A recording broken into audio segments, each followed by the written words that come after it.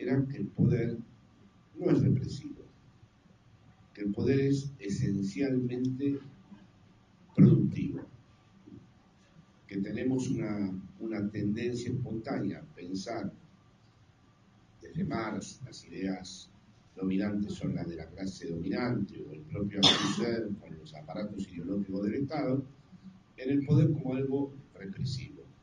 El gran viraje, digamos, la gran torsión que produce Foucault es que el poder es creativo, que el poder seduce, que el poder genera incluso libertad, dice Foucault, que hay que abandonar, como dice él, la hipótesis represiva. Ahora que digo hipótesis represiva, así como intento o trato de diferenciar subjetividad del sujeto, también se desliza, no en el campo del psicoanálisis, sino en otros campos, una confusión entre lo que los psicoanalistas llamamos represión y lo que se entiende por represión en el sentido social del término. Tiene muy mala prensa la palabra represión fuera del marco del psicoanálisis. Mientras que en la lógica psicoanalítica la represión es la constitución misma del sujeto, sin el juego entre la represión y el retorno de lo reprimido no tendríamos ni inconsciente, ni formaciones del inconsciente, ni habría la posibilidad de pensar al sujeto. La represión, en otros autores, solo se trata como un fenómeno que se genera desde el poder. Este es otro problema metodológico tan grave y tan serio como la diferencia que propongo entre subjetividad y sujeto. El otro día estaba leyendo a un italiano que conozco, Franco Berardi, Bifo, y él decía, ya no podemos pensar, en la clave Foucaultiana, ¿no?, a la sociedad como una sociedad represiva. Esta es la sociedad de just do it, hazlo. Bueno, claro, si él piensa en la represión como pura y exclusivamente una instancia social que impide que se realicen determinadas cosas, evidentemente ese paradigma no sería el que nos daría cuenta de lo que es actualmente lo que sucede en las sociedades contemporáneas propias de la mutación histórica del capitalismo que denominamos neoliberalismo. Ahora, el just do it, hazlo, si lo leemos freudianamente, es el superyo. O sea, son errores de bulto en grandes pensadores. Uno dice, o sea, dejamos atrás la represión porque ahora más bien hay un empuje a haz lo que se te da la gana, o lo que quieras hacer lo vas a poder hacer. Esa es la voz. Esa es una de las cualidades de la voracidad, de la glotonería del superyo. No han leído que el superyo no es una instancia que solamente sea una barrera. Es decir, el gran hallazgo subversivo de Freud es que el superyo no impone la renuncia, sino que es la renuncia la que genera el superyo. Es la renuncia al goce pulsional la que genera una conciencia moral, que ahí se atreve a compararla con el imperativo categórico, precediendo al Kant Consade de Lacan, y esa instancia del superyo pide más goce, pide más pulsión, pide más satisfacción, hasta tal punto de que no se contenta nunca con nada. Es decir que, por ejemplo, en este texto de este señor Berardi, que no sé si ustedes conocen o tienen referencia, él dice, ya se acabó. Por ejemplo, hay otro, el coreano Chul Han, que hace un razonamiento semejante. Se acabó la época de la represión, esta es la época en donde se nos empuja a hacer, a realizar nuestras satisfacciones. Sí, pero eso, si no se capta la estructura del superyo descrita por Freud en el centro mismo del malestar en la cultura, entendemos de qué estamos hablando, ¿no? Porque el superhéroe aparece, tiene una faz, es jánico, tiene dos caras, tiene una cara de prohibición, pero tiene una cara también de empujar hacia, ¿no? Y de empujar justamente hacia, es una ley que en realidad disfraza a la pulsión, o mejor dicho, es una pulsión disfrazada de ley. Bueno, todos estos problemas para que ustedes simplemente en un pantallazo muy general capten cómo se puede ir esbozando esta diferencia de la subjetividad al sujeto. Estuvo la sociedad de control y sus distintas, es un gran escritor, Foucault, la historia de la locura de la época clásica, vigilar y castigar, luego el periodo Foucaultiano de las tecnologías del yo, que podría de algún modo remitirnos a Heidegger, pero bueno, es un tema que voy a dejar para no entrar en muchas variaciones. Y al último, como dije, el nacimiento del neoliberalismo. En todos los casos, Foucault insiste en que no hay hipótesis represiva y que el poder es productivo y que el poder produce subjetividad. Acá entramos en el asunto. ¿Cuál es la subjetividad que produce el neoliberalismo? El modo de subjetivación neoliberal, o el modo de producción, si ustedes quieren decir en términos marxistas, de subjetividad propio del neoliberalismo, ya que el neoliberalismo no se puede explicar, esto es lo interesante de su mutación histórica, solo en términos económicos. Es decir, no podemos entender el neoliberalismo es como se entendía el liberalismo, el laissez-faire del mercado, ¿no?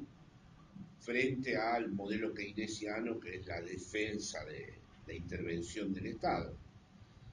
Eso sería muy sencillo. El neoliberalismo es una etapa en donde el capitalismo alcanzó a todos los renglones de la realidad, ha capturado todos los renglones de la realidad y sobre todo a partir de la infoesfera, es decir, toda la realidad digital, desde nuestros teléfonos móviles hasta los ordenadores, bueno, computadoras, celulares, es decir, el neoliberalismo es una especie de flujo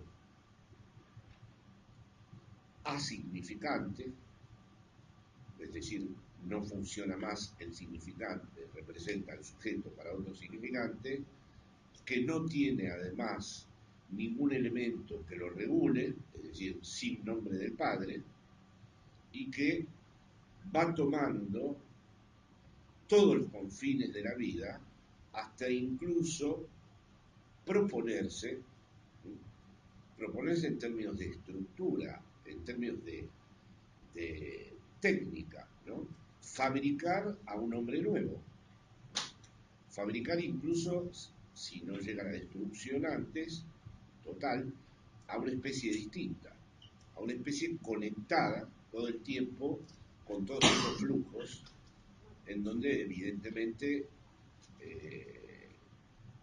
no es el orden simbólico el que lo caracteriza, no es el orden simbólico que conocemos como orden simbólico en la perspectiva de Lacan. De hecho, ese orden simbólico, lo comento al pasar, cada vez va progresivamente siendo sustituido por un orden contractual. Lo día conversando con mi hijo, que es abogado, hablábamos de la maternidad subrogada, ¿no? El problema que hay de que efectivamente por un lado está el derecho que dice tengo el derecho a hacer con mi cuerpo lo que quiero, dicen algunas feministas, si hay posibilidad de aborto yo también puedo vender mi vientre, alquilarlo temporariamente para que otras personas, ¿no?, Eso se presenta de un modo altruista, pero termina como las clínicas de aborto, todas empresas privadas que tendrán granjas de mujeres testeadas genéticamente para verdaderamente comprar el niño al gusto de todos. Y no hay que hacer ninguna crítica moral de esto, sino que hay que entender que una vez que el orden simbólico va desapareciendo, lo que lo viene a sustituir es el contrato. Todo lo que es contratable puede ocurrir y puede tener un lugar bajo la lógica del contrato. También el otro día una feminista argentina, justamente en España, dijo que el peor tormento de su vida fue cuando tenía relaciones sexuales gratis y que desde que cobra se siente liberada. Es decir, es un buen ejemplo de cómo muchas amigas mías le dieron la razón. Es el ejemplo de cómo hay un orden contractual que viene, o sea, lo importante que tenía lo simbólico era lo que no decía. Es decir, lo simbólico no era la ley jurídica, no dice no le pegues a tu padre, o no maltrates a tu hermana, o no le des latigazos a tu madre. Me acuerdo del dicho surrealista, pégale a tu padre mientras eres joven. Mientras son jóvenes. Mientras son jóvenes. No, mientras tú eres joven. No, era una cosa que decían Breton y Artaud, pégale a tus padres mientras tú eres joven. Pero bueno, quiero decir, esto no estaba en el orden simbólico, pero sin embargo el orden simbólico hacía funcionar una prescripción con respecto a eso. Es como cuando un maestro entraba al aula y había silencio. Ahora un maestro entra a un aula y si no encuentra él la forma de conquistar el silencio del aula, no. Es decir, tiene que pactarse todo. Un maestro tiene que saber pactar con los alumnos si se van a callar o no. Salvo en ámbitos como estos, donde por suerte todavía vivimos bajo los tiempos en que lo simbólico tiene su lugar.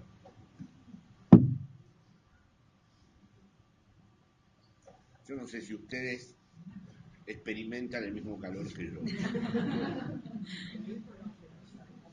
Pero bueno.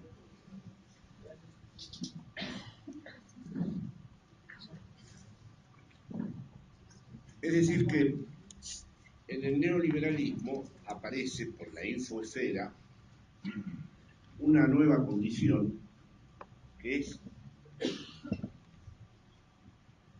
que hay una permanente producción de flujos que yo llamo asignificantes, en el sentido de que no están en la lógica del orden simbólico, y que además no ofrecen lo que Lacan llamaba punto de capitón, o punto de almohadillado, o punto de amarre, es decir, algo que según mi tesis está anticipado por lo que Lacan denominó el discurso capitalista, que se podría considerar el matema del neoliberalismo. O sea, en el año 1972 en Milán, Lacan corrigió unas letras del discurso del amo y anticipó lo que ahora muchos estudiosos del neoliberalismo describen sin disponer de la estructura del discurso capitalista. Pero hay una serie de aspectos que presenta el discurso capitalista, no lo hago en la pizarra, pero es un movimiento circular, precisamente muestra que no hay nombre del padre, y que por lo tanto en el discurso capitalista no hay un significante que represente al sujeto para otro significante, que además, como dice Lacan, hay una forclusión, es decir, ha sido expulsado lo imposible, y que a la vez no hay amor, en el sentido de que no hay un imposible de la relación sexual, y a la vez hay un ordenamiento o un mandato permanente de ir al goce, dado de que el sujeto, ahora está muy de moda hablar de posverdad, ¿no? Pero si uno mira el circuito del discurso capitalista, ve que la verdad no opera. La verdad opera en el discurso del amo, porque el significante amo sí, la verdad interviene sobre la gente, Pero una vez que se generó el movimiento circular, eh, la verdad no tiene ninguna operación. Es más, hasta se podría decir que el sujeto no solo no está expuesto a la verdad, sino que puede hacer con ella lo que se le da la gana, ¿no? Recordemos que el que está en el lugar, al mando de eso que no se debería llamar un discurso, porque no cumple con ninguna de las propiedades lógicas del discurso, es el sujeto. O sea, el discurso capitalista no es un discurso, es un dispositivo. Es un dispositivo que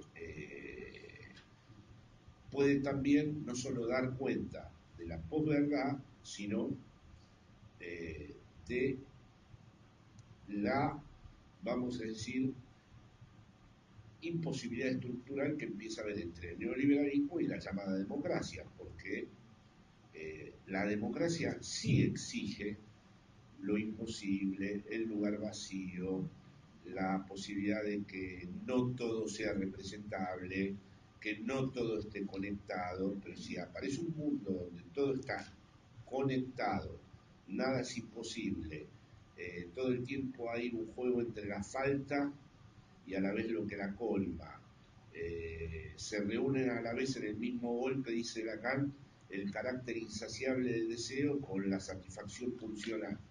Bueno, eso no puede tener como correlación un mundo democrático, porque el mundo democrático, por definición, exige lugares vacíos, imposibilidades, la imposibilidad de totalizar a la estructura.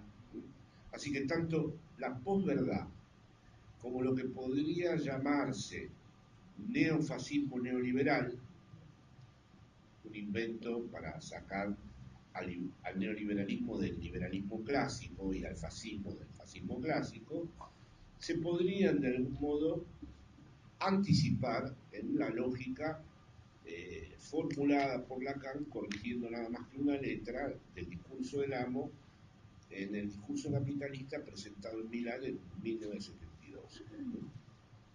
Si hubiera un mundo organizado así, pero sin embargo, si leemos a los estudiosos del neoliberalismo, vemos que lo que construyen es una narrativa, podríamos decir, que describe en términos a veces muy agudos eso que ese dibujito de Lacan, ¿no?, nos mostraba. Los estudiosos del neoliberalismo, seguidores de Foucault y seguidores de que el poder es el que produce la subjetividad, dicen que lo que caracteriza al neoliberalismo es producir una subjetividad que está todo el tiempo tratando de ir más allá de sí misma. Es una subjetividad emprendedora. La fórmula es de Foucault y es el empresario de sí mismo.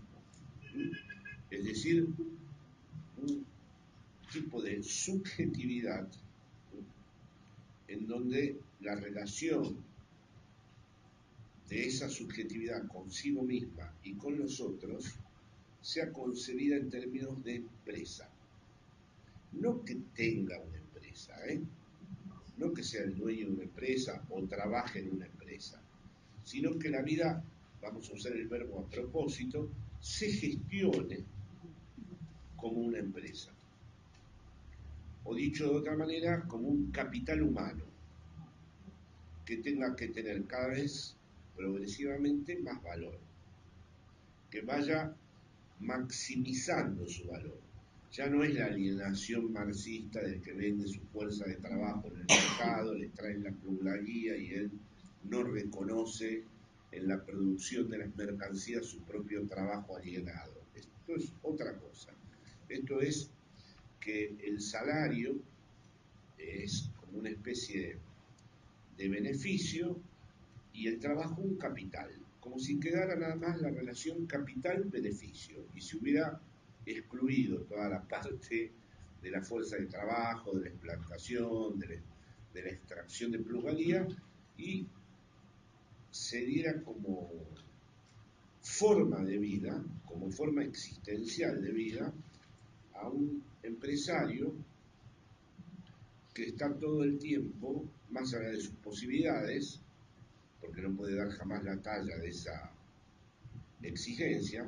Lo que no captan los estudiosos del neoliberalismo es que para que haya tenido éxito una fórmula semejante, para que alguien absolutamente pobre y despojado de las cosas más importantes para vivir, incluso llegue a pensar que tiene que gestionar su vida en esa lógica,